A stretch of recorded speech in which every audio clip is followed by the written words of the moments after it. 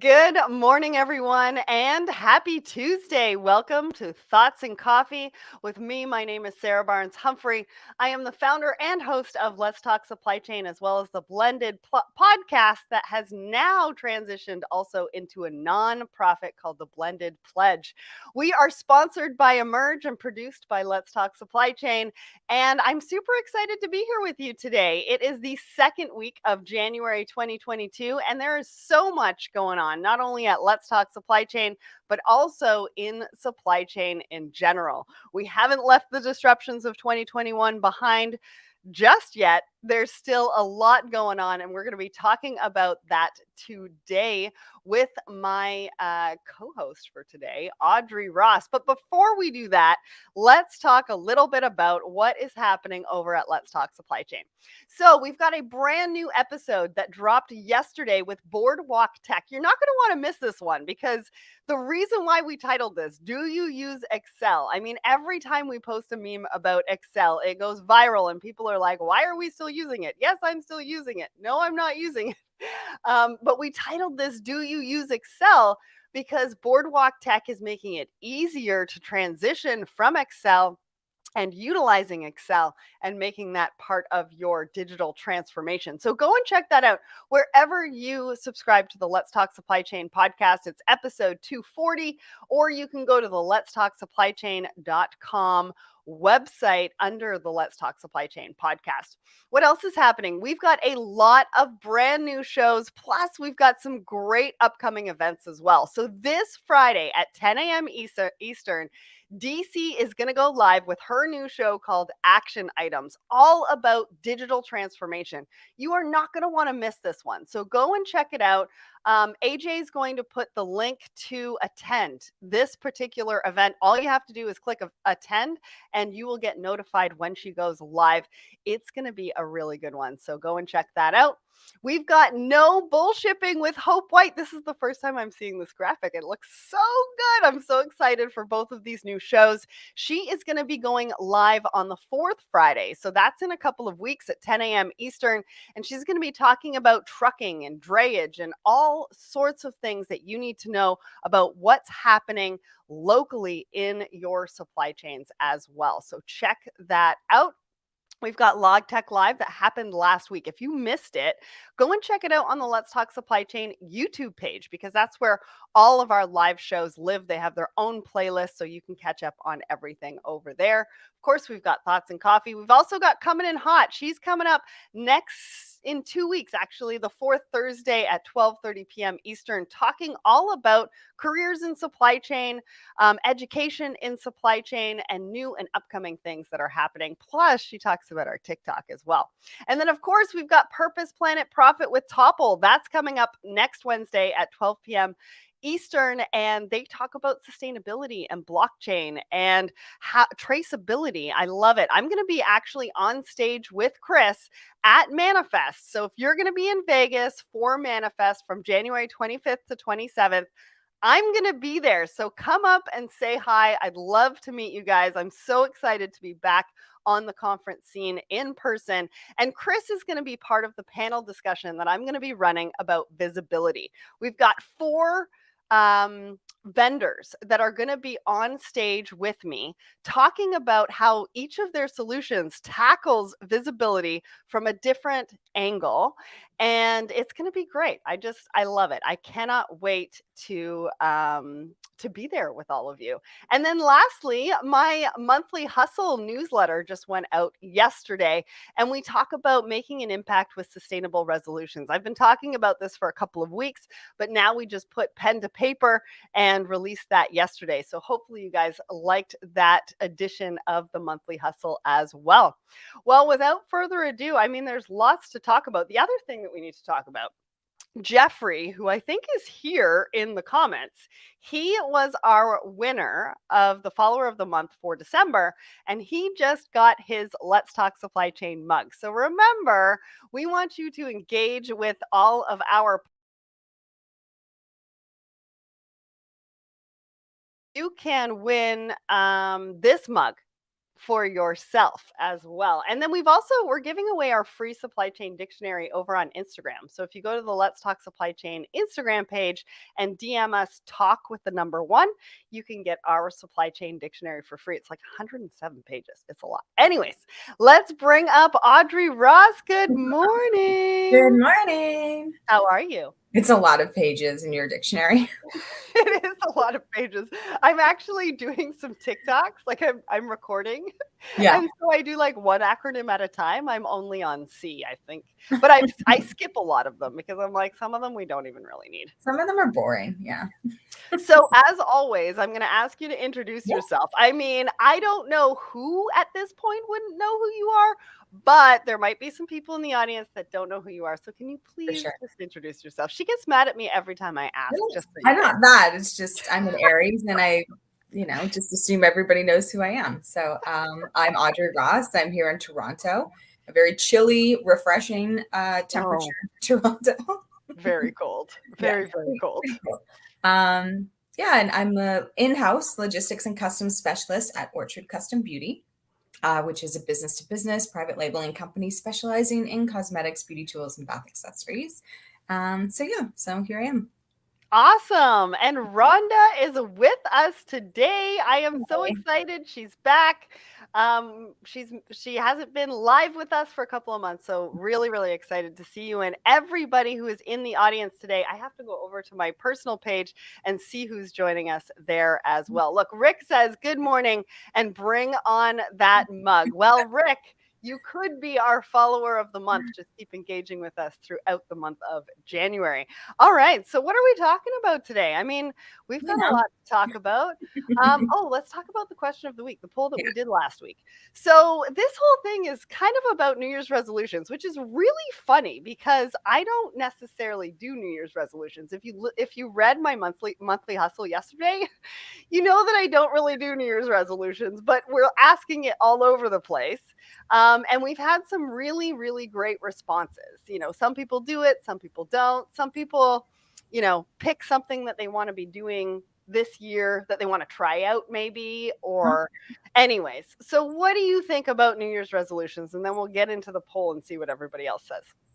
Yeah, I think I'm the same. Sometimes sometimes sometimes it's a good opportunity at the new year. Oh, thank you, MTS. To kind of reassess. Okay, it's not that cold here in Toronto. Peter's like, it's minus 34 degrees. Audrey's like, it's not that cold here. So I think, it's kind of a calendar opportunity to kind of, I usually crack open a new day planner and I kind of like, you just kind of reorganize yourself or like regroup for what's next. I think there's a lot of impetus, from the culture, from everybody.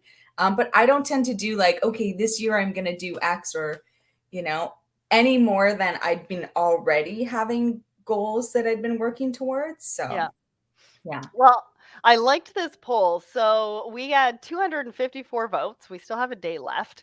58% said read more.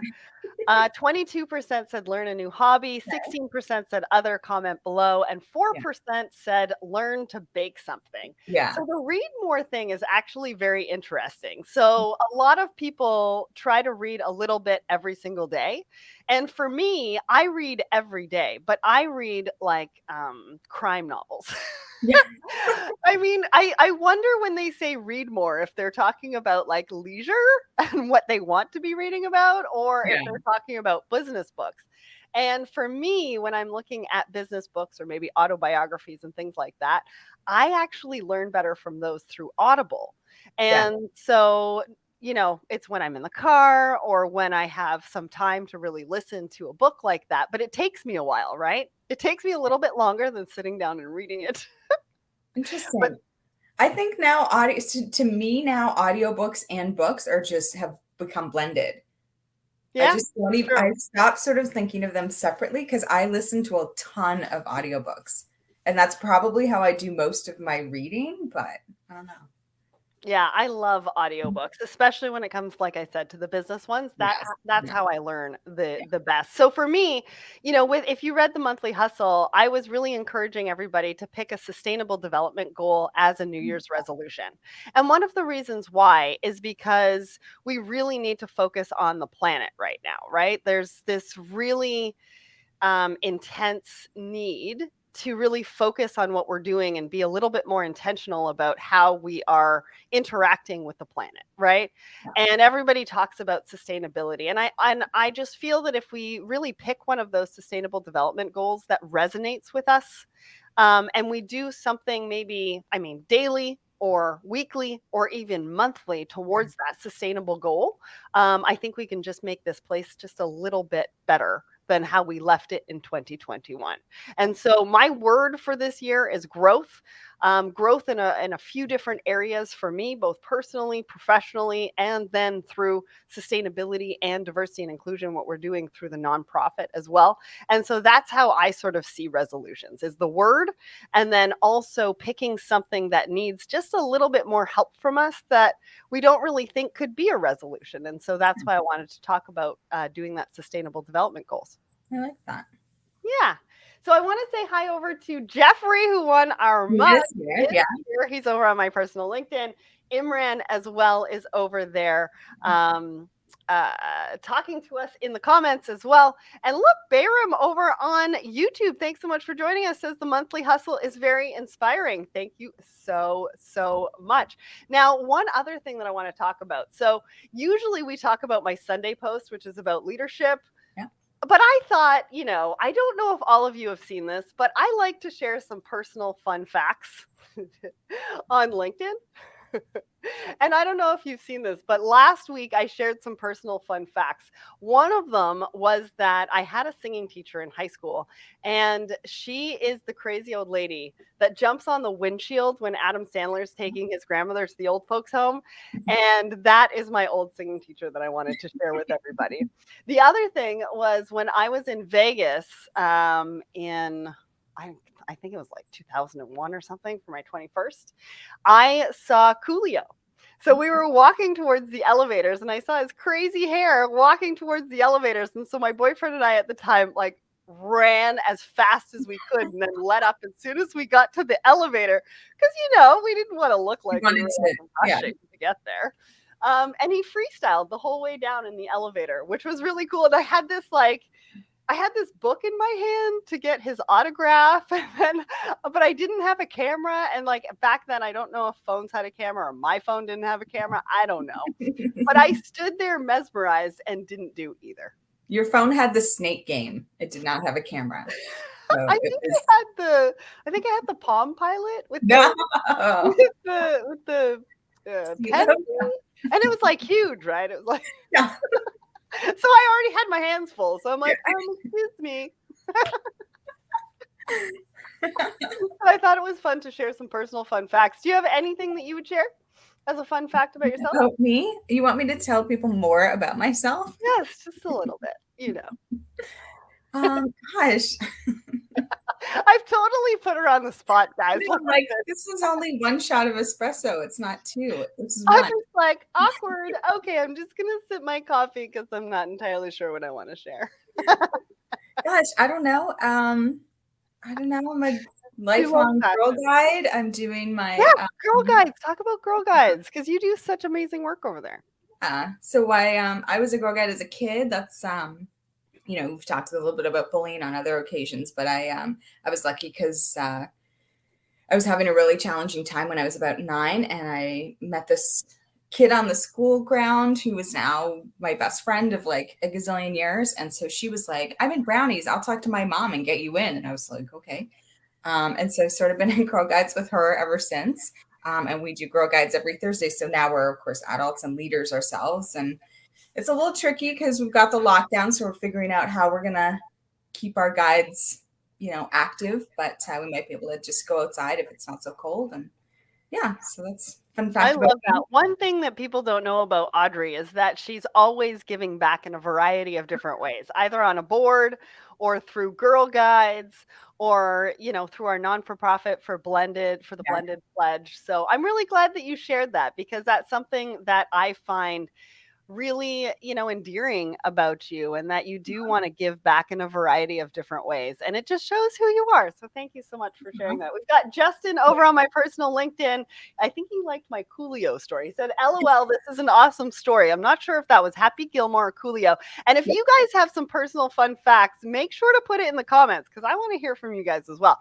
Well, now we have to get to our supply chain topics before we run out of time. I mean, this 30 minutes, I'm telling you, it's the fastest 30 minutes in supply chain.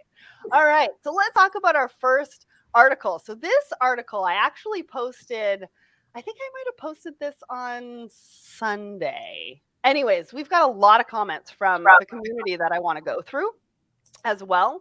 But the reason why I chose this one is because I don't know if you guys know this, but a lot of people do know that Uber started with the vision of going autonomous at some point.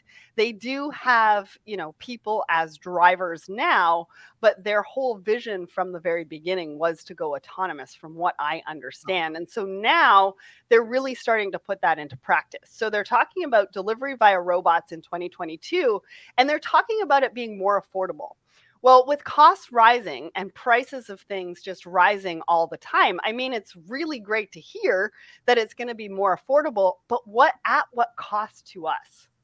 And some of the comments that we had when I did post this article, Stephanie, who's in the audience right now, said, who do you call for a late delivery or a cold delivery? And is it going to make it, more onerous on us because those things are going to happen with autonomous deliveries potentially, and then we have to make those calls or we have to find a way to get in touch with the restaurant or even Uber Eats and things like that. Ashley said no tips, which is interesting. So yeah, I guess from that standpoint, it's going to be more affordable because you're not going to have to necessarily tip the driver. And Tim Ingram said cold food. He is really thinking that if we use autonomous delivery from Uber, we're going to get cold food every single time. So what do you guys think about this? Make sure to put your comments in the comment section so we can post it on the screen. Audrey, what did you think of this article? Yeah, I mean, right off the bat, you kind of consider, what happens to the jobs of the people who've been driving, and like maybe it sounds like they're going to move into customer service jobs because they're going to have to address all your cold food issues. But and yeah, and also what then the restaurant then has to load the car, I guess. So Yeah, that's a good point. The restaurant now has to have a runner because if you go to your local spot and you're lined up to get your food and all these the drivers are coming in with the insulated bags and in and out, but now somebody at the restaurant is doing that. And and you think of the infrastructure that like there's already, I mean, Toronto's a pretty bustling metropolis. And we have a lot of car accidents and pedestrians hit, and so there's that infrastructure piece that you're like, are we quite ready for this? Or and in another way to flip that is maybe this is better than us driving ourselves because we're so bad at it. Right? Like you kind of like you're just like, oh, this is bad for these reasons. And then you're kind of like, wait a second, maybe this is actually better because there's more control or more visibility or something because of the leaps in technology. I don't know. That's true. Lots to think about for sure. Always with Uber, there's a lot to talk about. Yeah, so Stephanie comes back on to her comment and says, will costs go down since they take the human element away? So in this article, it doesn't necessarily break it down as to where the costs are going to be necessarily saved. What they're saying is that the costs on the restaurant side will be saved because the percentage that Uber takes doesn't need to be as high. But again, to Audrey's point, they're gonna have more work in labor to be able to put the food into the autonomous vehicle, and that also creates a problem, right? And to Tim's point, that could be contributed to cold food, because you got to wait for somebody to come out of the restaurant to put the food in the robot or the car or whatever that looks like. And that's going to take some time, or if they're really, really busy, they're not going to have time to go. Yeah. You know what I mean? We've got tons and tons of comments here. I love this. So Peter says that it's going to be a pain in the backside for restaurants. Yep. Yeah. And Bayram says it's going to change the workplace experience. Sorry, I should be putting that up on the screen.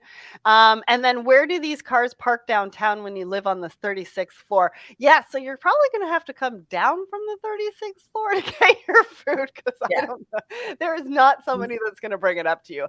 Maybe that's going to be the camel that breaks the thing that breaks the camel's back, because people are used to the Uber driver coming in with their food, and now that's not going to happen. Yeah. But then you get next week, Uber announces they've partnered with some Amazon drone program that will, like, you'll have a little drone for every condo that'll just hit every floor or something. I don't know. True. Or So one of those little robot, the tinier robots. So Rick says, let's solve keeping fries hot and crispy first. Okay. So we all need to write to Uber right now and say, if they're going to do this, they need to start and get fries correct first, and then they can move on to other foods, because that's true. The fries need to stay hot and crispy. And how are you going to do that? Robot concierge.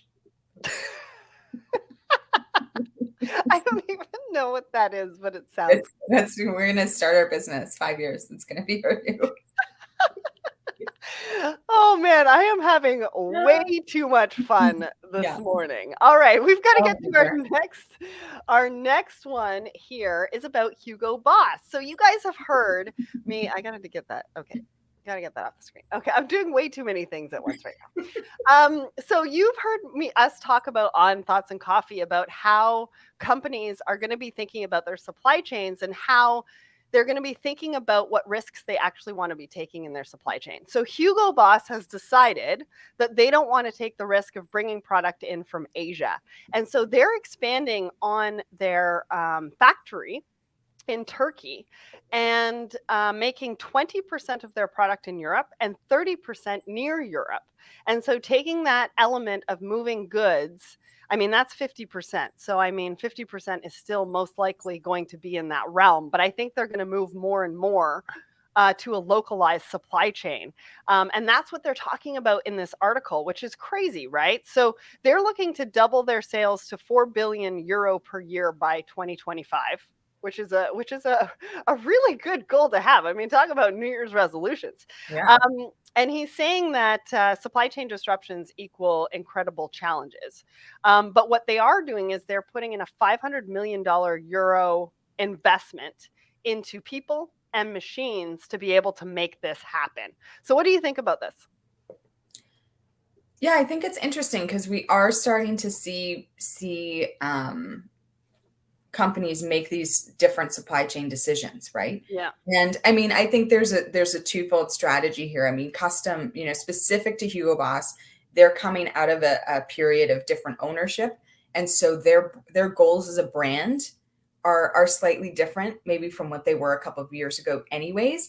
And then in tandem with that, they're looking at the current situation and what they think the forecast might be and sort of reestablishing themselves. So that's, anytime I talk about supply chain and what's happening, it's like, you can't just copy and paste what other people are doing. So you have to do your own in-house strategy to figure out what's going to work best for you and for how you're how you're exceeding your customers' expectations and what your customer service is. So this is a great, the timing of it, of course, it's like, no surprise, you're kind of moving away from supply chain mess to something more local. So it's interesting. Yeah. And I think, it really comes down to, where does an organization want to take supply chain risk? Right? Which is what I've been talking about a little bit over the last couple of weeks, is we really need to decide, what risks we're willing to pay for and to take. Yeah. And that's really going to drive your supply chain strategy as to whether you're going to do that local strategy or whether you're going to keep, your products overseas. So either you're manufacturing for a global market or you're manufacturing for a local market. And I think that's where people really need to figure that out. One of the other really interesting things about this article that you might want to go and read about, and the article is in the comments, they're talking about city factories. So Hugo Boss is going to start city factories. So this is the other thing that I was talking about with manufacturing for local markets. So they're starting in LA.